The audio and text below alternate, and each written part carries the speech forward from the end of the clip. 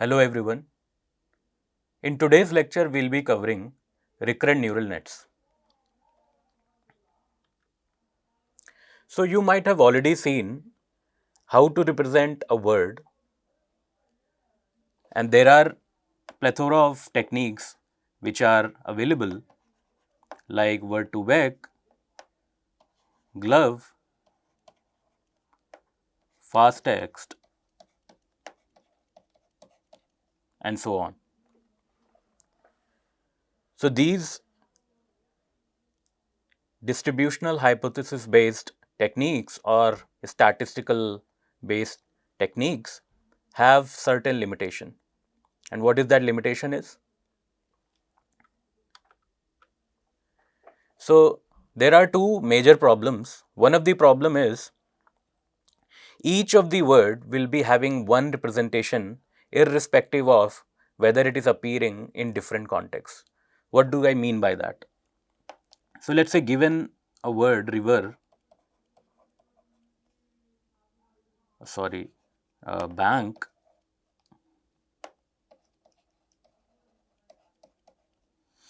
and bank can also appear with a river,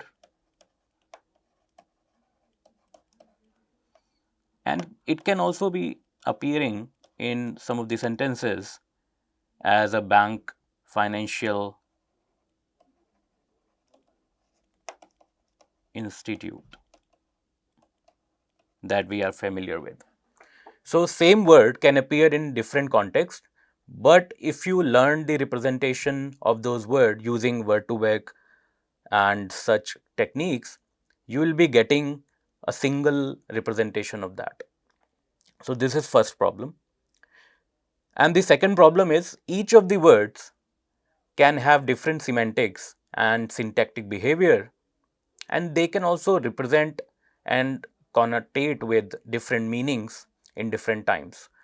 But if you get a single atomic representation of the same, then these information, these cues and patterns are lost. So what is the potential solution for that? And before coming to that solution, we should discuss if we want to utilize neural networks to learn a language model. You might have already learned about a language model in this course previously. And if I tell you I want to utilize neural network to process my text, so can we use the standard feed-forward neural net or multi-layer perceptron for that? No. Why? So there are two problems with that. So the first problem is the input sentences can be of various length and can be arbitrarily large. So the feed-forward neural net or multi-layer perceptron, they have fixed size, and we cannot have infinite size feed-forward neural net to accommodate the sentences of various kinds. The other problem is when you apply feed-forward neural net, the weights which are not shared and the features across the words are not shared because they are multiplied with different set of weights, and due to that we might miss out on various cues and patterns such as affiliation, similarity, dissimilarity between the words, and these kind of patterns. So what could be the solution? So before introducing the solution again, we'll have to learn a new concept, a new technique to do the language modeling, and that technique is called recurrent neural net. So what is a recurrent neural net? Recurrent neural net, as the name suggests, involves a recurrence function, and that function recurs in time and processes each word at a time. So what do I mean by that? That it will have a kind of a hidden layer and with some neurons, and it will take at each time step it will take one word as input, and at the end of the sentence it will generate the overall output, that is called Y. So the main benefit what you get from recurrent neural net is sharing of parameters, sharing of weights. And that's how you learn the kind of hidden, latent relationships and cues and patterns among the words. Okay, to start with the RNN overall architecture, let's start with an example where we have my favorite season is, and maybe the next word is spring. So, how to go about this? So, first of all, we need to convert all the words into some sort of embedding, and to do that, we have many options. We can represent them using one hot, or we can use word2vec or fastTech. So, when you get these embeddings, let's say we call it E1, E2, E3 and E4, what we do next, we use this formula to compute a hidden state, that's called HT. And how to compute it? We already know this embedding E, we multiply that with the weight matrix WE, and then we multiply another weight matrix H with hidden state T minus 1, which is the previous hidden state. So, what do we mean by these hidden states? These hidden states are the output of previous step in the RNNs, and to start with, we will be having no hidden state at the first word. So, we will start with a random, either random initialized or maybe start with 0 hidden states. Then in the next step, when we compute the current hidden state HT, we will pass this to next step. So, this HT, H1 is passed to the next step where the word favorite goes in, and we multiply that with a weight matrix to the representation of favorite, and we also multiply H1 with WH matrix, and then we get the current hidden state computed. And similarly, if we go in the forward direction, towards the end, we will be able to compute H4 as sigmoid of WH multiplied to H of 3 plus WE multiplied to E of 4 plus bias B. And on top of that, at each step, you can also compute the loss. So, the hidden state you can also utilize, and you multiply that with a matrix U, and you add a bias, and you apply the softmax function on top of it, you will get the predicted label.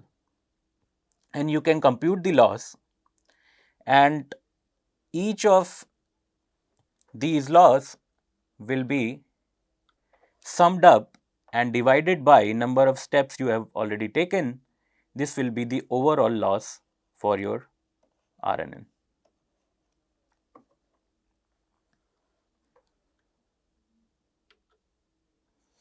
So, more concretely, people also use a different notation for the same. So, here is the picture of RNN again, where we have, let's say, word x1, x2, x3 and so on, xt goes into the RNN, and let's say we start with activation A0. So, activation is same as hidden states.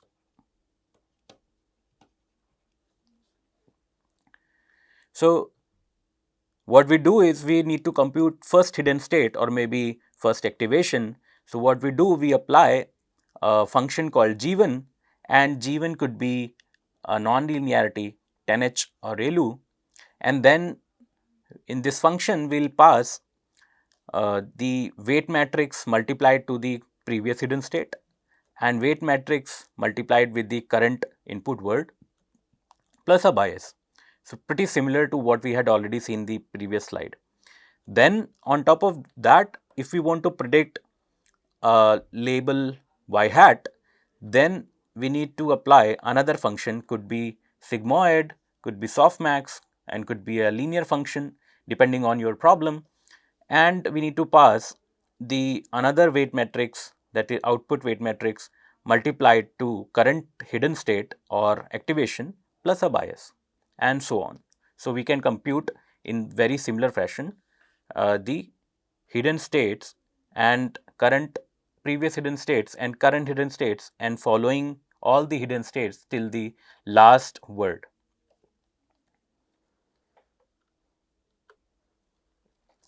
Now, how to train the RNNs, and people are already familiar with stochastic gradient descent SGD and a backpropagation technique in the MLP or feed-forward neural net. So here also the backpropagation is pretty similar with certain difference which we will discuss. So this is a typical gradient descent step where for all the weights, what we need to do is the new weight will be the old weight minus learning rate times the gradient of the loss function j, which is pretty standard, which you already know. So what happens in case of RNN also, we have this j of t computed.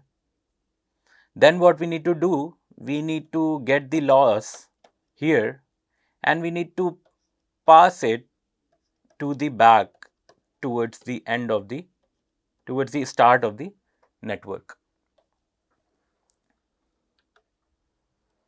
So what do we, how do we go about it? So what we need to compute is, we need to compute the kind of derivative gradient of each of the words, each of the weights and the biases with respect to this j, this loss function, this objective function. So this is pretty standard when you are applying to feed-forward neural net, you had already done that, but only difference is how do we compute the partial derivative or the gradient with respect to this WH weight, which is same at each time step. So it turns out that the gradient with respect to the weight matrix WH will be equivalent to sum of all the gradient you compute with respect to WH at each time step. So it will be the summation of from I to t the partial derivative of objective function j with respect to weight matrix H at each time step.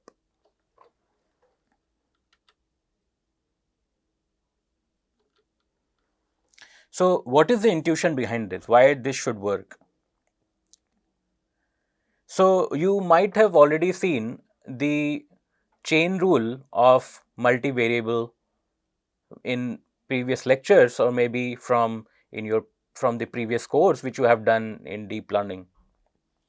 So you can see that this objective function j theta, and you need to compute the gradient with respect to WH at different time steps.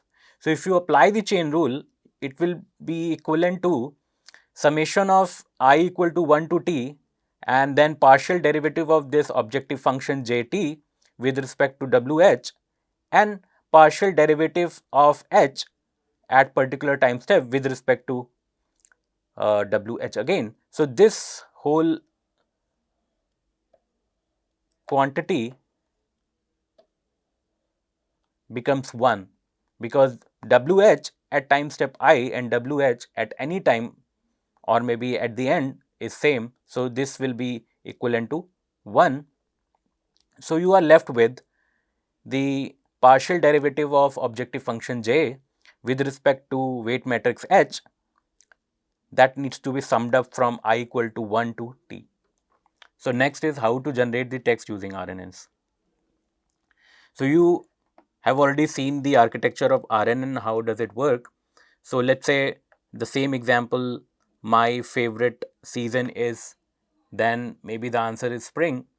So what you need to do at each time step with use of, let's say, softmax, you will predict the probability of next word.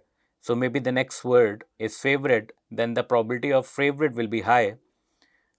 Next time this favorite will be feeded to the RNN and you will have to predict the next word. And for next word, you will get the probability distribution over your vocab, and maybe your maybe for the season, the probability will be the maximum. So you'll get the season and so on. And maybe you don't know this spring word, whether it should be spring or something else. Then when the RNNs are feeded with rest of the sentence, my favorite season is, then you have to compute the probability distribution for the next word, and model might suggest you that it should be spring.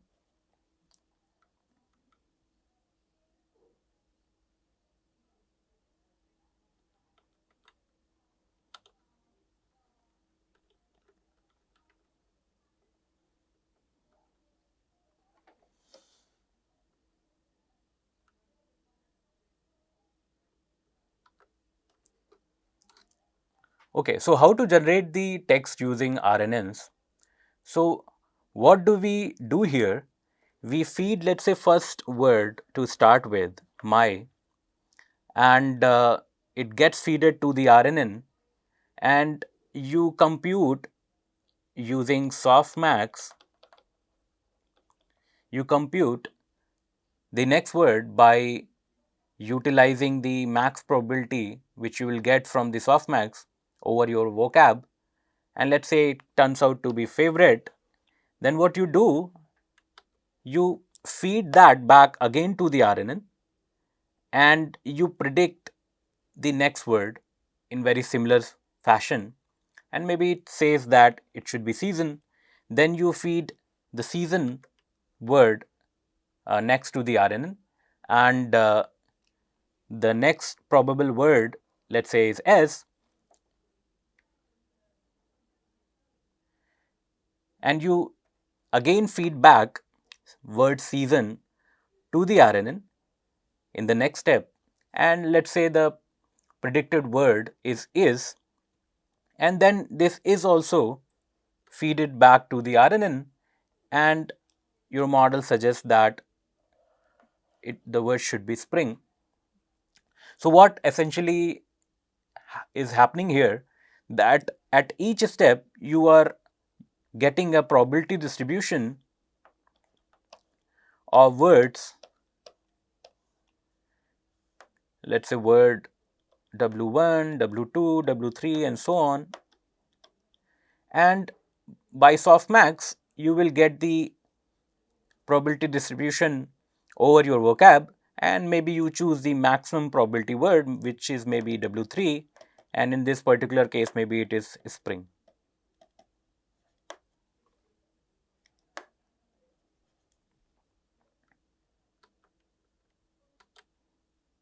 So here is the example which I have taken from a Medium post.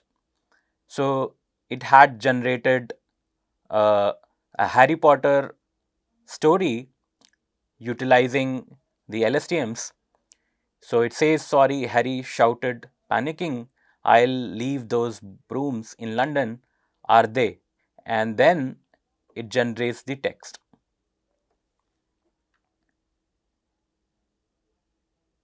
So here is the example which I have taken from medium.com. So given this sentence, sorry, Harry shouted, panicking, I leave those brooms in London, are they? And the next sentences are generated by the model.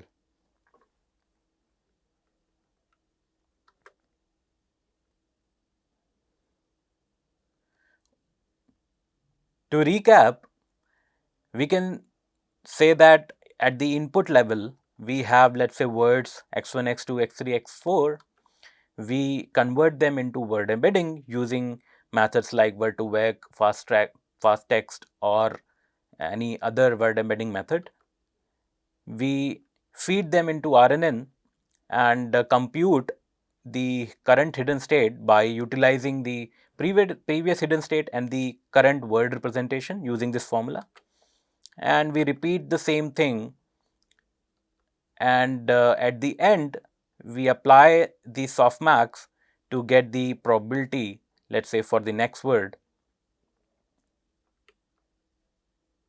So overall, what we get here is the probability distribution over your vocab, and you might select the word with the highest probability. So let's discuss the advantages and disadvantages of RNN. So as we have discussed already, RNNs can process the sentences with arbitrarily long length, and it can also learn from many steps back. So you can see here the word x3, when it goes in, this hidden state has already some pattern cues and some sort of understanding of words x1 and x2 already.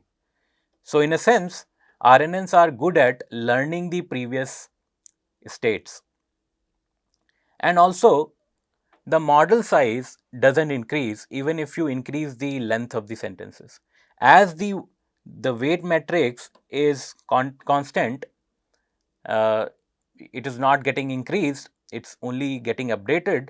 So even if the sentences are longer, the parameters won't change, which was not the case in case of feed-forward neural net. So apart from that, when the same metrics are applied at each time step, so then also you kind of get the symmetry in form of representation. And the disadvantages are, the RNNs are pretty slow because they are sequential in fashion, and you cannot parallelize it because each hidden state at the current hidden state depends on the all previous hidden states, and that's why we had to compute them before computing the current hidden state. And it's pretty difficult to access the initial information in a very long sequence also, and we'll see why this is the case in case of RNN. So apart from those issues, we also need to discuss about a very crucial issue with RNN, which is vanishing gradient, and also pretty similar exploding gradient. So let's discuss about vanishing and exploding gradient. So let's say, given this example where we have very long sequence of words, and we need to process the very long sequence. So what happens that, suppose you have this example, the boy that played cricket and football and tennis and so many games, let's say, and was tired.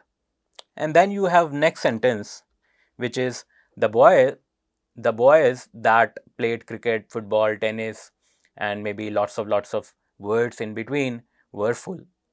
So let's say the task is to fill this gap. So let's say the task is, in what would be the next word after this comma.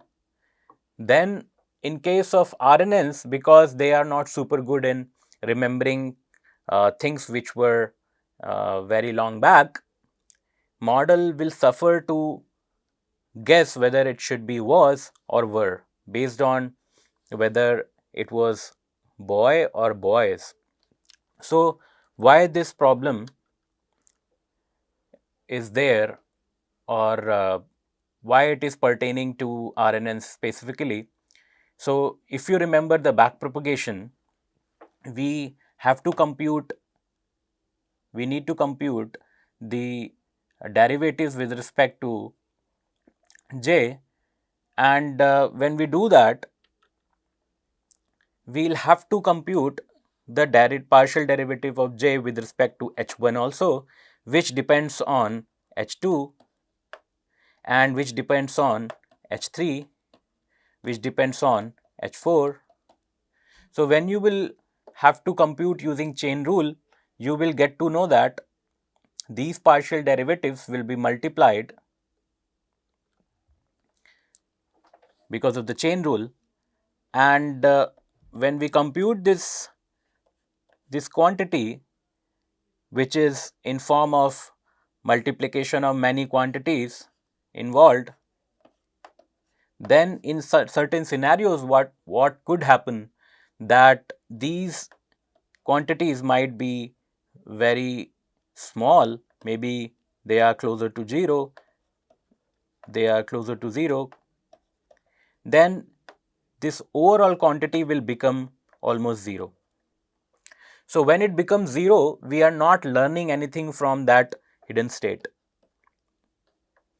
And in other words, this is called vanishing gradient. So this gradient got vanished.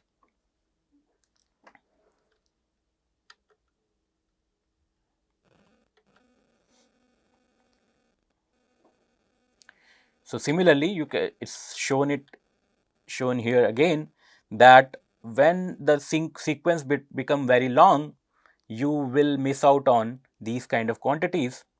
But other thing is, if I want to compute this J2, then the kind of learning with respect to H1 will not be vanished. So for the dependencies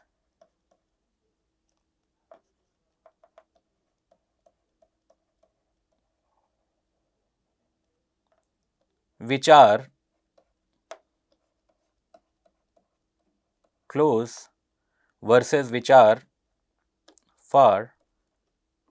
So in both these cases, in case of close dependencies, RNNs work pretty well. But in case of far dependencies, which we had already seen the example, if we go back,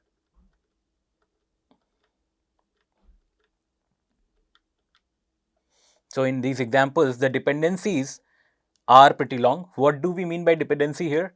This depends on whether the subject was plural or singular. So these kind of long dependencies or far dependencies are very difficult to be maintained by RNNs.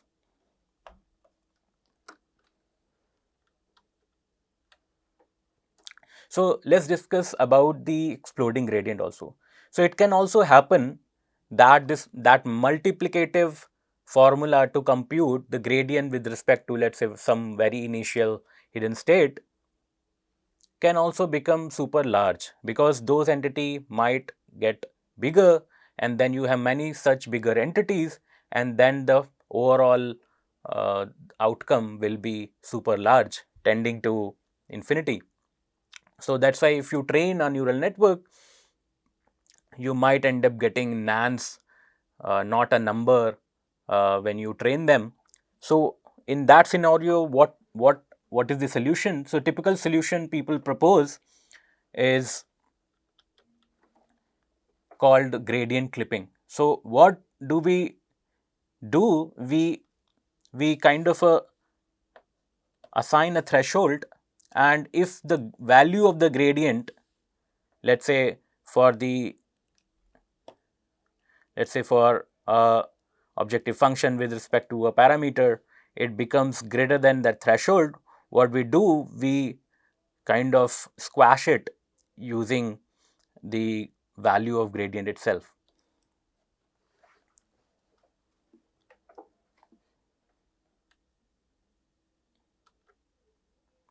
So there is another problem with RNN, and to motivate that problem, we can use this example. So he said Teddy Roosevelt was a great president. So what is the problem here? And another sentence is, he said teddy bears are on sale. So let's say the problem is, I want to do named entity recognition here, and each word let's say, goes to your RNN one by one, and then RNN guesses whether it's a named entity or not.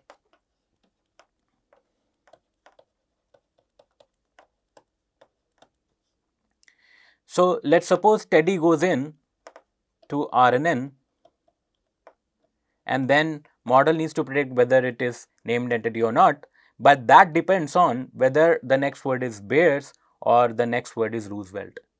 So model will predict any or maybe not any named entity or not named entity based on the next word, and as we don't know the next word, model will make the mistake here. So that's why the current, maybe what we have seen so far, the RNNs are unidirectional, so they just process the text from left to right. So what is the solution for that? The solution for that is we need to also incorporate from right to left. So the context from right to left also need to be added. So that's why they propose a model. I can remove these annotations. So that's why they propose this bidirectional LSTM, where your input, let's say he said and Teddy Bears. So he said Teddy Bears goes in, and not just to one set of RNN hidden unit, but also another RNN hidden unit where it processes from right to left, and the first one processes from left to right. And what you do when you get the representation from both of them, you concatenate them, and then you compute the outputs or the logits. And that's how you learn both the context from left to right and right to left. So what are the possible ways you can use RNNs? And there are plethora of ways how you use it. So one of the ways, you just don't have any recurrence, you have just one input, and maybe you don't need the RNN for this case, and this not super popular architecture for RNN at least. So you feed that one word and then you predict something, right? So this could be one use case. Another use case is it's called one to many, and in this case, one word goes in to the RNN, and then next words are predicted by the model. So the typical example for this case could be story generation, where I say some topic or a word and model generates rest of the story for me.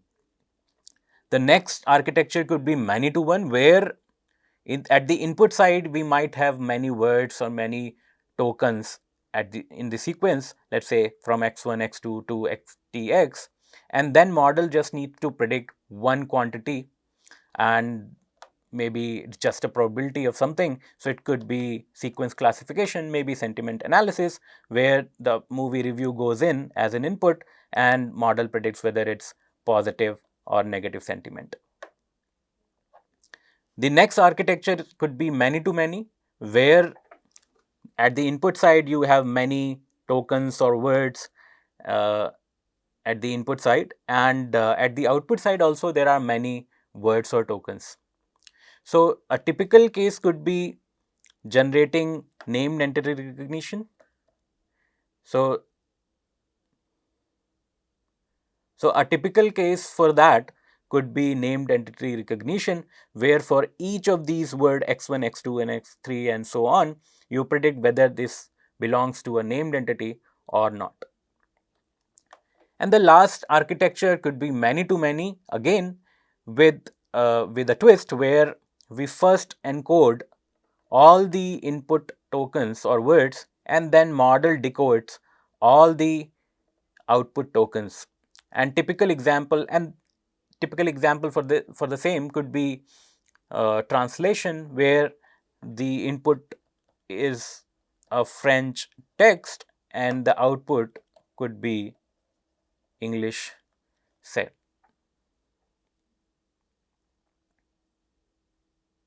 Okay, so the last architecture is many to many, where we have at the input side you have multiple words or in the sequence, and they are encoded or feeded to the model one by one, but you don't produce the output words or output tokens right away, but you you keep waiting for the last input word, and then you start decoding or predicting the tokens or words at the output side. And typical example could be the French to English or any machine learning translation.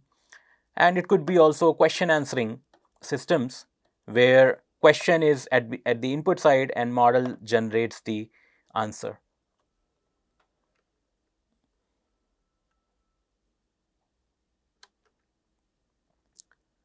So what we have seen so far is recurrent neural nets have lots of benefits when it's compared to other standard techniques, but it faces lots of issues which we have discussed so far. So what we had seen so far is called vanilla RNN, and we had seen the pros and cons of vanilla RNN. And to address the issues and problems with vanilla RNN, there are multiple solutions proposed in the literature, and two of them are super famous. It's called GRU and LSTMs. So let's discuss about the gated recurrent unit, GRUs. So what you see towards the right is the typical equation for vanilla RNN, which I don't have to discuss again. But at the left side, you can see lots of equations which might look complex, but they are not. We will discuss them one by one. But before that, let's discuss a concept related to GRU and LSTMs. It's called memory cell. So we have a spatial variable to store some content temporarily, and that they call it memory cell, and and we need to update this memory cell based on some conditions, and this memory cell kind of works as the storage for important information during the processing of the sentences. So, so how to update this memory cell C? So let's discuss the first sentence.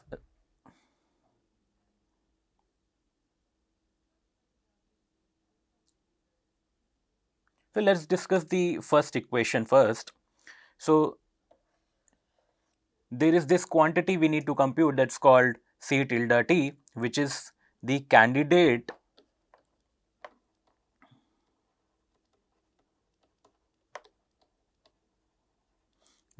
value for memory cell C. So this value will replace the value or content of C if the conditions are met. And what are those conditions? So first of all, how to compute C tilde t? So C tilde t is computed with the non-linearity, let's say 10h, and then a very familiar linear combination of previous hidden state and the current input word plus a bias, but also they introduce this value called gate relevance, so or relevance gate, that's called gamma r. So what is the significance of this, I will tell you later, but first of all let's go through the equation. So next thing they compute is called update gate, where again the same similar equation is computed with different parameters, and you get a value in between 0 and 1 because of the sigmoid. So this gate u value will be between 0 and 1, but most of the time it will be either 0 or 1, and we'll get to know how to utilize this value. Next, very similar equation without any change, with only change in bias and parameter, we again compute a value called relevance gate.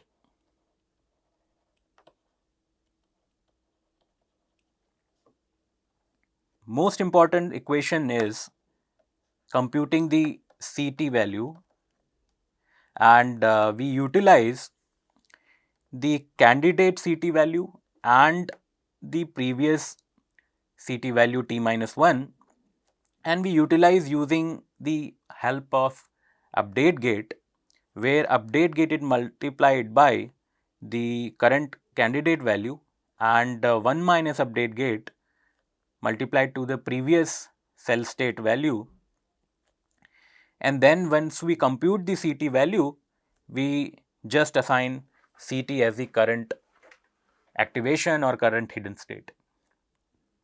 Now the relevance of this update gate. So as I told you, the update gate value can vary between 0 and 1. So if it is 0, then in this case, this quantity will become 0 and this quantity will become 1.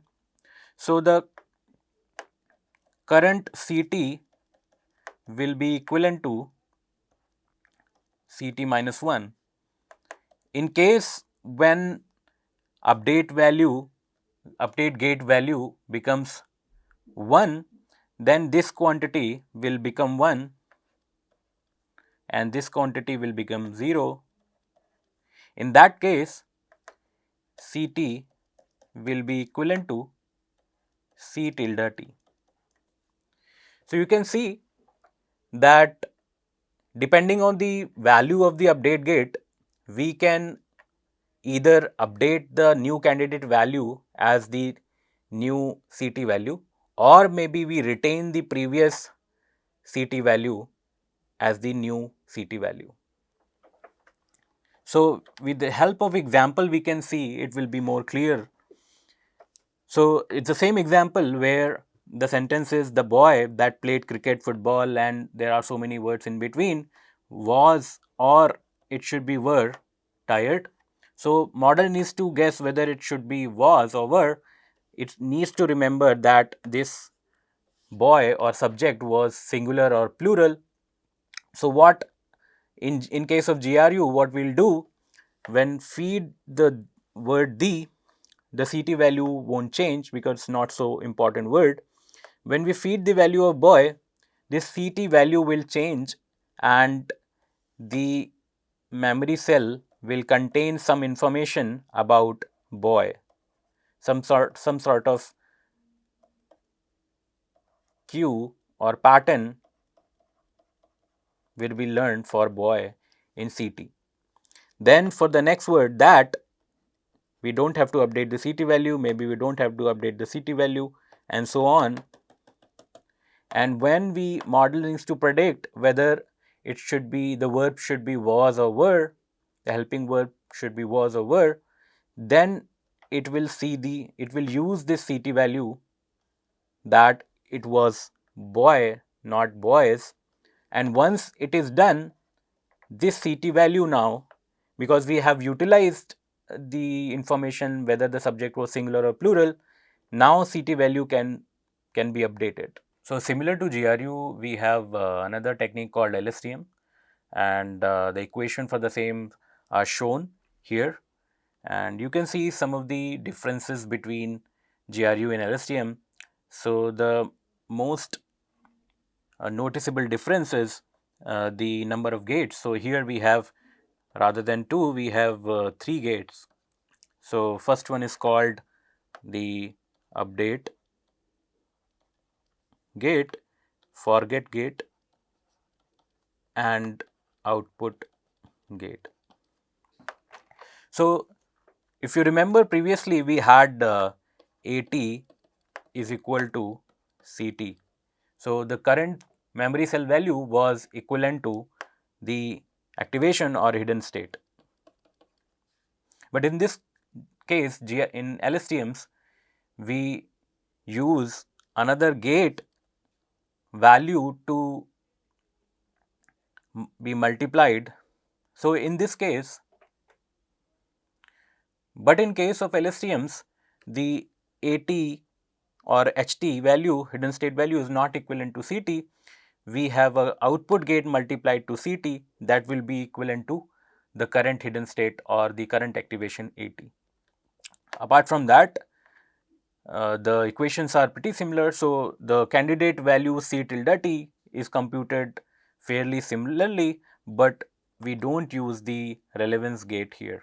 So the equation is pretty same, but without the relevance gate, and rest of the gates are computed pretty similar to GRUs. We don't have to talk about them, and we need to discuss maybe this equation where the candidate value now, the current CT value is computed using two gates rather than just update gate.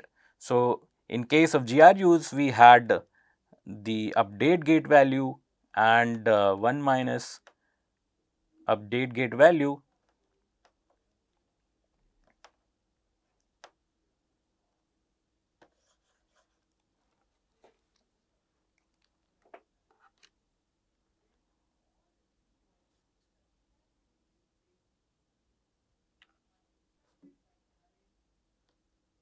So in case of LSTM, we compute the current hidden state or current memory cell value CT using this equation, where rather than using just one update gate, we use a forget gate in place of 1 minus update gate. So these are some of the cosmetic differences between LSTMs and GRUs, and LSTMs are more complex because it involves more gates, but in terms of performance, we have seen that they behave pretty similar.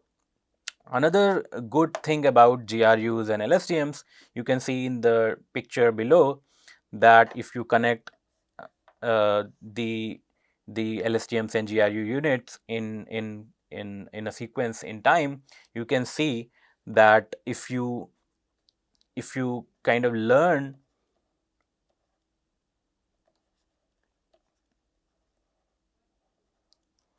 the values for update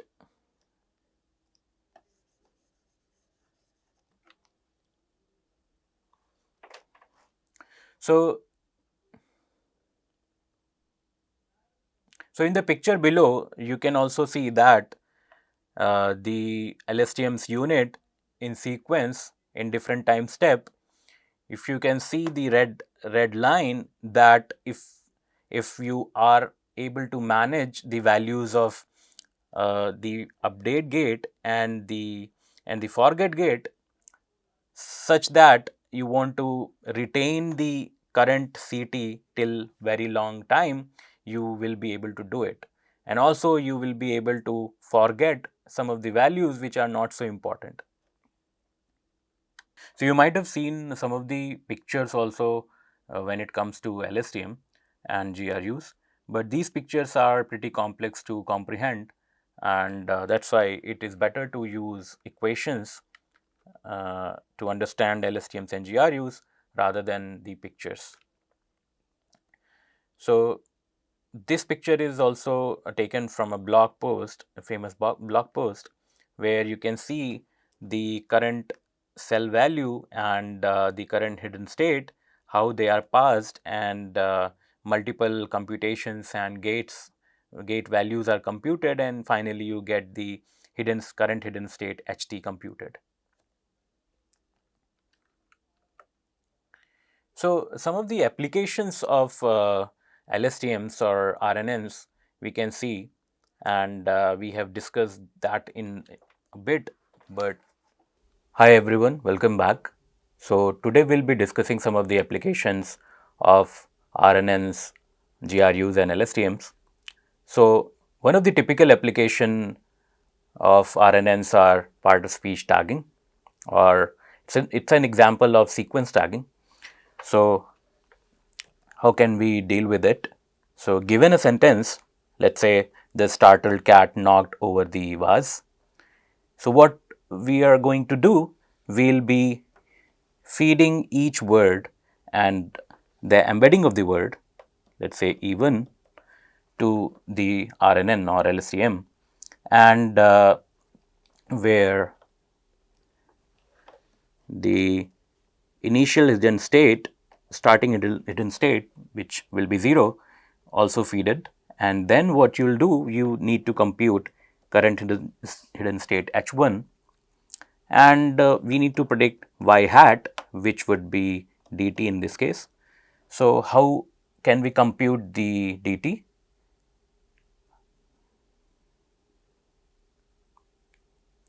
So, how can you compute a y hat? So, similar to previous lecture, we need to use softmax function to get the probability distribution over your set of tags, and let us say the max probability is assigned to dt. What happens next?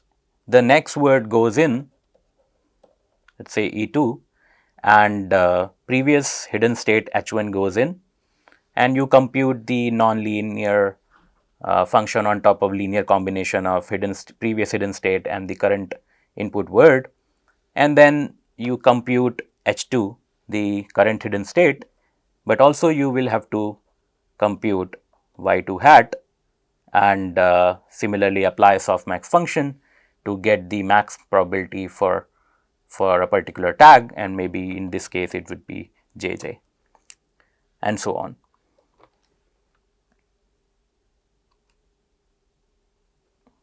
So, the next set of applications are sequence classification, and a typical example of sequence classification could be sentiment analysis. So, given this sentence, overall I enjoyed the movie a lot, we need to predict whether this review written by, let us say, user is positive or negative.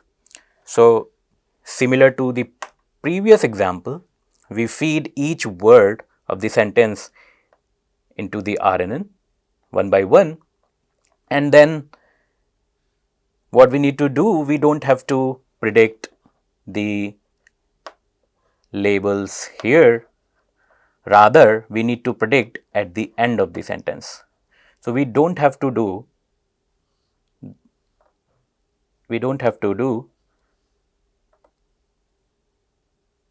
any prediction at all the time step, rather we need to do the prediction at the end. So, how do we go about it? So, after encoding all the words, we will get this last hidden state, let us say call it ht. So, we will be utilizing only the last hidden state to get the prediction for overall sequence. And if it is a binary classification, you might be using sigmoid, otherwise you can use softmax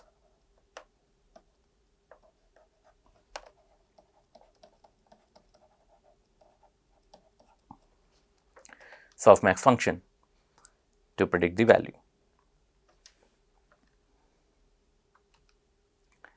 So, typically how do we do it? We learn a sentence encoding for the whole sequence, and there are two ways to learn the sentence encoding. So, either you can use this last hidden state as sentence encoding, which is shown here, and do some sort of classification, binary or multi-class classification.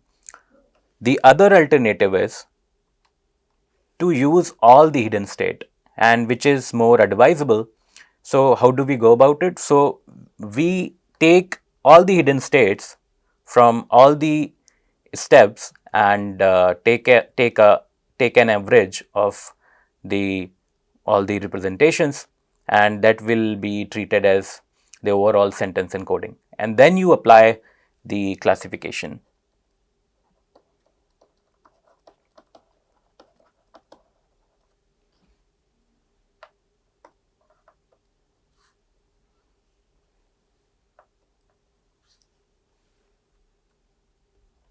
Okay, so next set of applications could be sequence to sequence generation, and the typical example of the same are question answering and machine learning kind of tasks.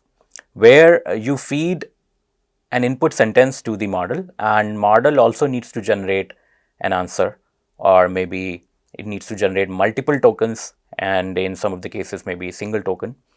So in this example, let's say it says what nationality was Beethoven. So you encode it in similar fashion what we have seen so far, and what you do next, the encoded representation, let's say it's denoted by sentence representation, which we have seen in previous slides.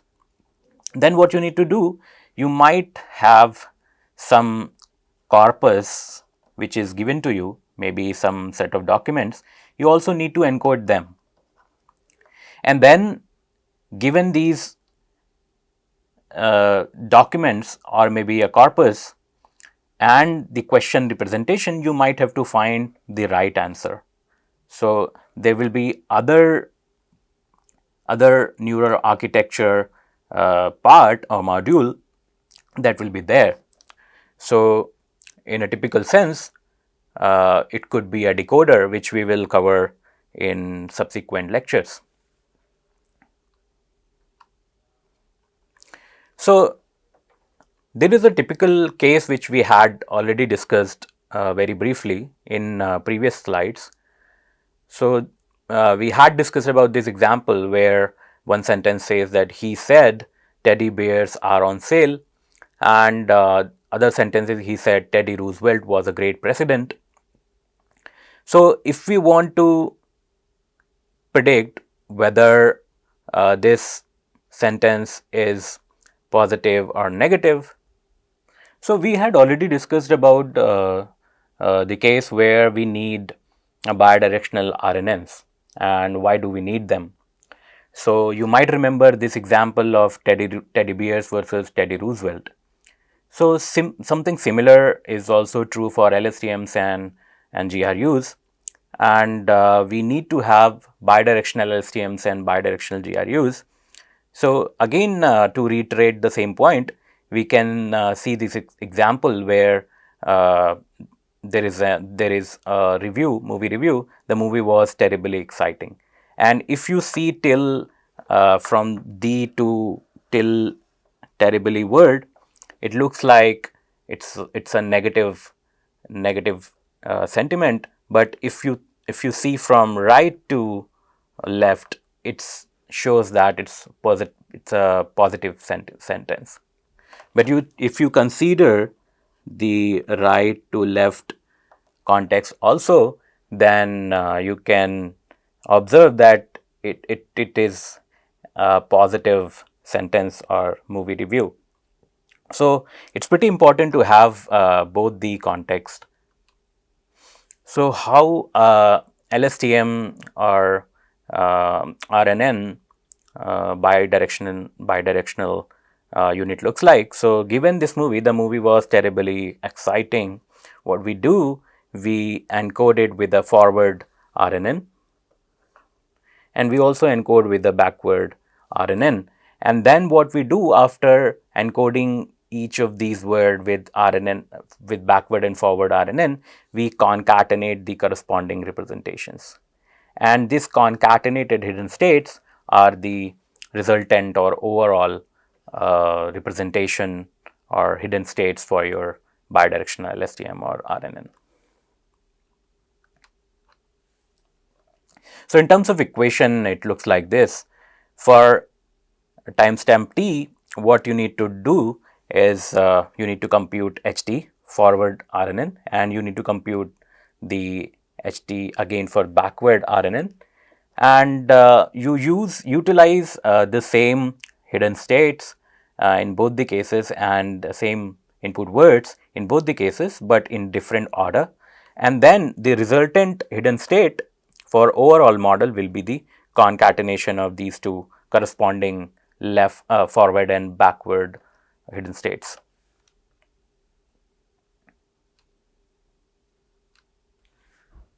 So moving forward, let's discuss some of the problems with LSTMs and GRUs, and one of the problem is with longer sequence. So if the length of the sentences or the sequence is pretty long, then LSTMs and GRUs, they start facing problem of vanishing gradient, which we have discussed earlier. So you can observe this plot where on y-axis we have a metric for machine translation, and at x-axis we have the length of sentences, and the plots are RNNs, LSTMs. So ideally, what should be happening that given the longer sequence or sentences, the performance should not go down like this, but what happens is in real world, when you apply LSTMs with longer sequences, the performance goes down. And the reason for that is vanishing gradient. So what could be the solution for this? So we will discuss a solution which is attention mechanism proposed by Joshua Bengio and Badnau, and this was the first paper which discusses about attention mechanism, which also popularized the attention mechanism in the community, and which led to the invention of self-attention and transformers and so on. So let's discuss this a bit. So the performance of RNNs, or these RNNs could be LSTM, GRUs, it goes down with the increase in the sequence length. So what we were doing, that we were utilizing the last hidden state only. We were utilizing the last hidden state to decode the answer, or maybe to generate the translation in machine translation task. Rather, they propose that rather than utilizing just the last hidden state, can we utilize all the hidden state, but not just doing a kind of an average of all the hidden state, but can we select some of the important hidden state given the underlying task. So what they do, that they feed all the hidden states to a tiny neural net having a non-linearity in the hidden layer, let's say ReLU or 10H, and then what they do, they learn and they apply a softmax at the end to get the probability distribution over all the hidden states. And these probability can also be treated as attention scores. So what they do, that each of these hidden states, H1, H2, are multiplied with the corresponding weights alpha and alpha 2. So we multiply all the corresponding attention weights alpha 1, alpha 2, alpha 3 and alpha t with corresponding hidden state H1, H2, H3 and Ht. And then we take the average of them and we call it a context vector.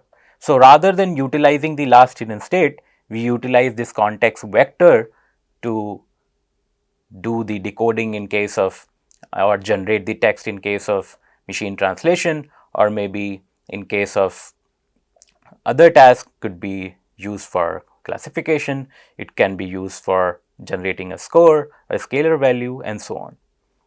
So in this plot you can see that without attention, the RNNs or LSTMs are facing the problem of vanishing gradient, and they are not able to deal with the longer sequence. But in case of RNNs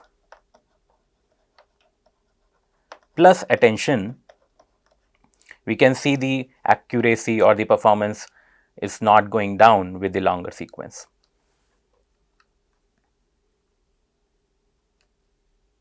So here is the one of the example I found where the Chinese text is converted into an English sentence.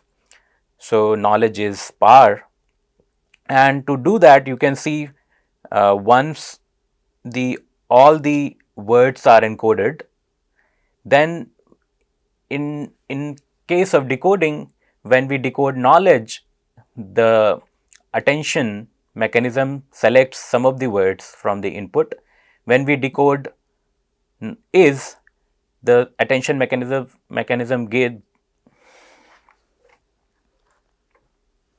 So in this case, you can see that once all the words, Chinese words, are encoded, in phase of decoding, when we decode knowledge is power, the attention mechanism selects some of the words for each decoding step rather than giving importance to all the words.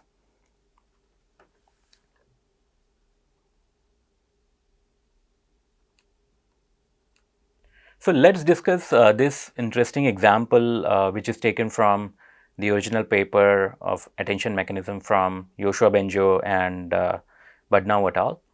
And in this example, specifically, the task is machine translation. So that they are translating English to French.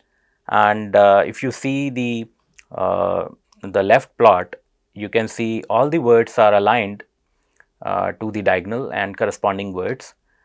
But in case of European Economic Area, it's not hard aligned to the diagonal, but model is able to figure out that, let's say for area, it's not kind of aligned to word which is diagonally opposite to it, but rather it is giving importance to the zone which is the correct word.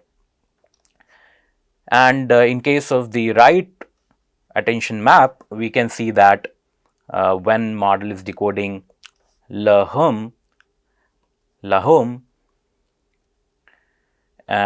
for that is French for the man, you can see for le, model is giving not just importance to the but also the man. Why? Because in French, if you say the women, it will not be le, it will be le. And if you say like a girl or a boy, then also this changes to less or la. So that's why model needs to look at the next word, which is man, to decode whether it should be le, less or la. So here is the another example for the same. And this is again a machine translation where we are converting English sentence to French. So when we are decoding me, the model gives more importance to I compared to other words. Similarly, in case of Gusta, the model gives importance to love.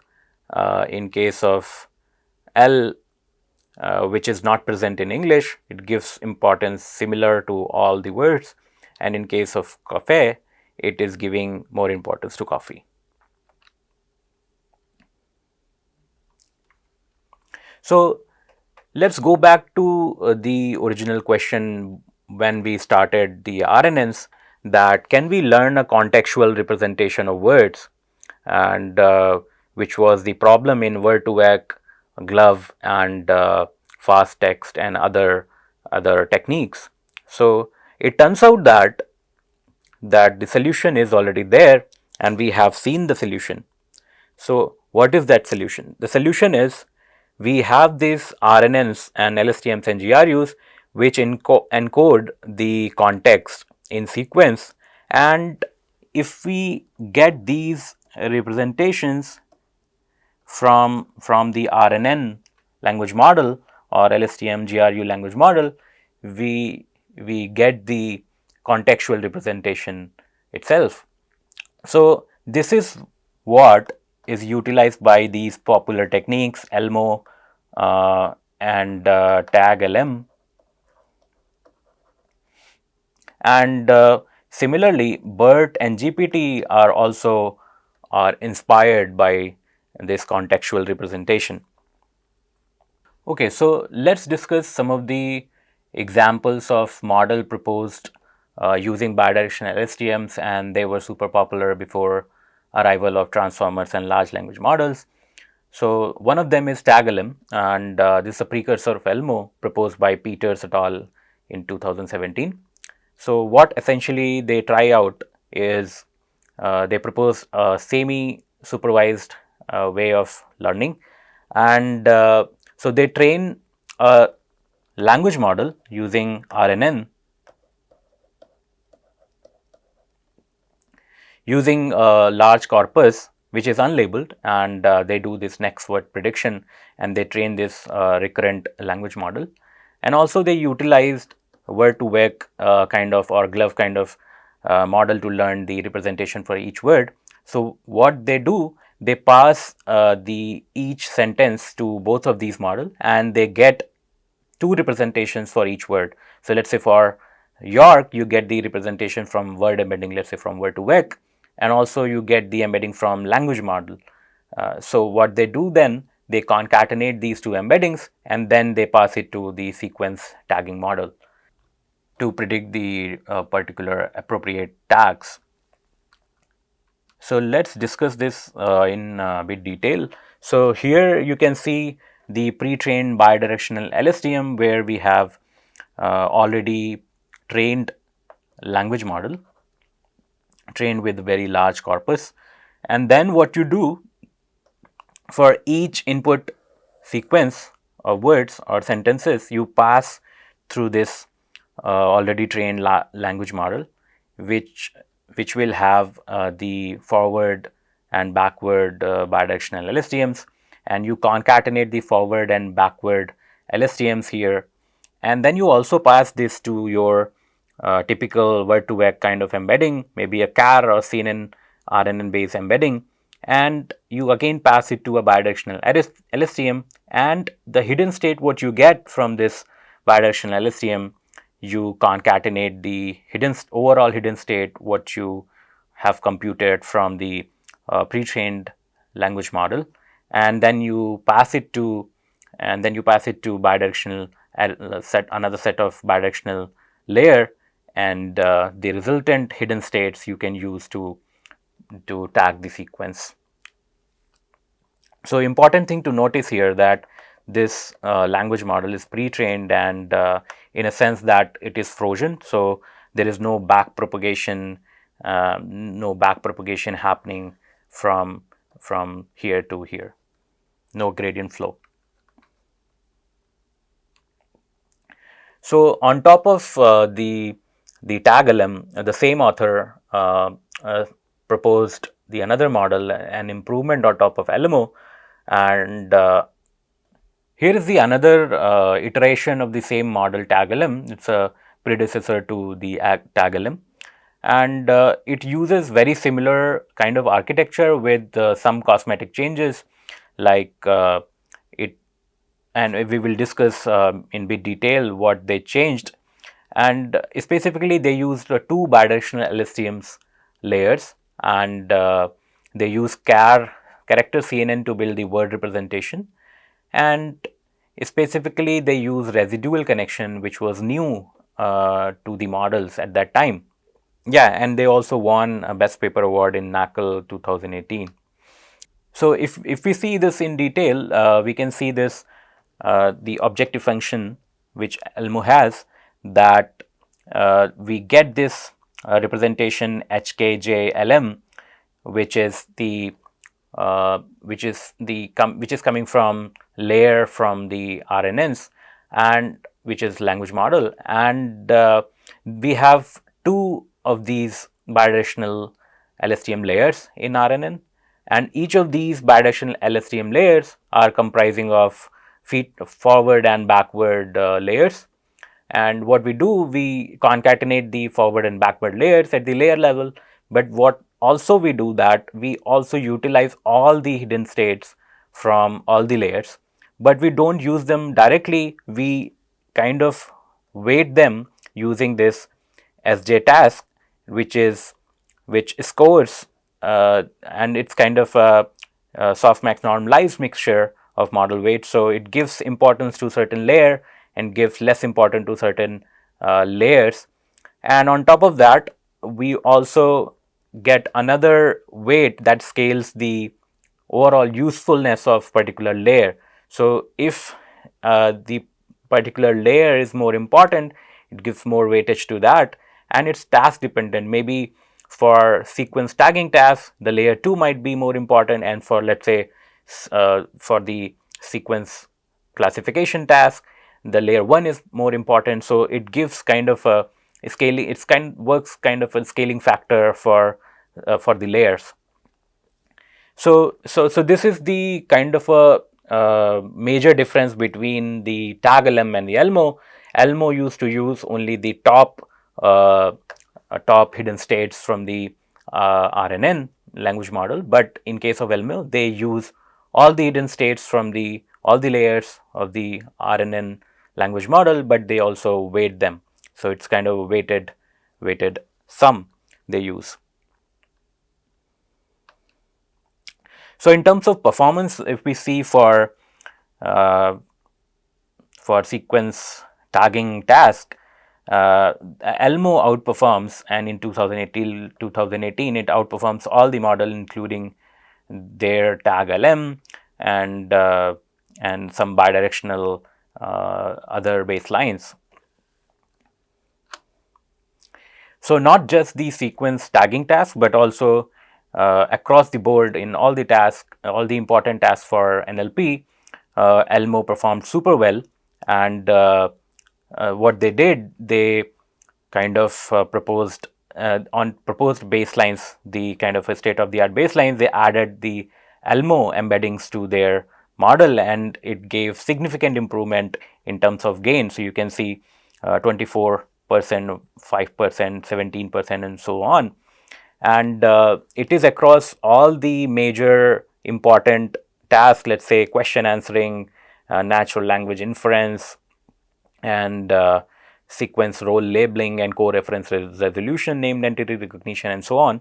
So it kind of outperformed all the state-of-the-art models across all the important and significant tasks which were very important for the NLP community. So a bit more for ELMo. So they found out that if they kind of analyze the lower layer versus the higher layer, so they had 2 layers of bidirectional LSTMs in pre-trained RNN LM. So they saw that lower layer was more important for part of speech tagging and syntactic dependencies and NER, and sentiment, and for the tasks such as sentiment and semantic role labeling, question answering, and natural language inference, the higher layer was giving better performance. So they kind of saw that different layers are able to learn different kind of patterns and maybe the different kind of cues from the data set. So another very important and popular model was ULM-FIT, and it also pretty crucial to learn about it because it's kind of a precursor to some of the concepts of BERT, which we will discuss here. So in the first step itself, they did this pre-training, and they utilized the large corpora, and they learned a language model using next word prediction objective. And then they said that rather than just using these pre-trained representation of each words, maybe from language model, what you can do is for a particular task or domain, you can fine tune it. And in case of fine tuning, it could be supervised. So you have the labels to fine tune it. Let's say I want to do I want to utilize this for a medical setting. So you might have to fine tune for a medical task. So you need to have a supervised data set for a medical task, and then you fine tune it. And on top of that, what they did is they said that rather than utilizing these fine-tuned representation words from this model, what you can do is you plug, and for different tasks you can plug a different header rather than utilizing the word representation from this. You can plug another header, let's say sequence classification, or maybe the sequence tagging kind of header, and you kind of freeze the header which was there, that was next word prediction kind of header, and you add the header, let's say classification header, or it could be sequence tagging header, and that sort of. So and in that sense, it's a precursor to BERT. When we'll discuss the BERT, we'll see that they also kind of borrowed the same sort of technique to utilize the BERT model.